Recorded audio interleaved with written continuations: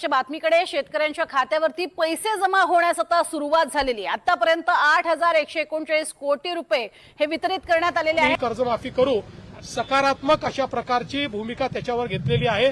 त्यामुळे आता या संदर्भातले टप्पे आम्ही ठरवलेले आहेत। जवळपास 8,500 कोटी रुपये रिलीज झाले आहेत।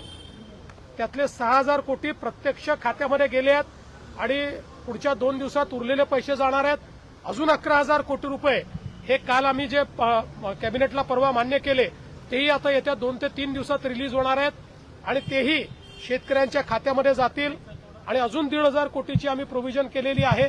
त्यामुळे आता शेतकऱ्यांच्या खात्यामध्ये पैसे जाणं हे महत्वाचं आहे। ते आम्ही जाणं सुरू केलेलं आहे आणि माझा अंदाज आहे की पुढच्या 15 ते 20 दिवसात 90% शेतकऱ्यांच्या खात्यात हे पैसे पोहोचून जातील। 10% कदाचित अनेक वेळा आम्हाला अनुभव आहे, खात्याच्या अडचणी असतात, त्या जाऊन सोडवाव्या लागतात, मल्टिपल खाती असतात, अशा प्रकारच्या गोष्टी असतात।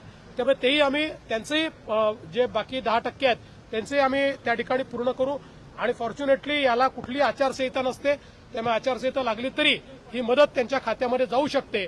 त्यामुळे आम्ही त्यांना समजावून सांगितलं की पहिल्यांदा ही मदत देणं हे महत्वाचं आहे। त्यामुळे ती मदत आम्ही देऊ।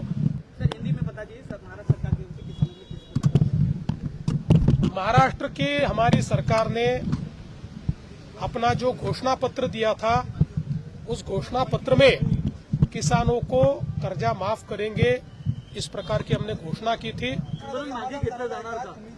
बघा आता त्यांचं समाधान झालंय की नाही हे तुम्हाला सांगतील।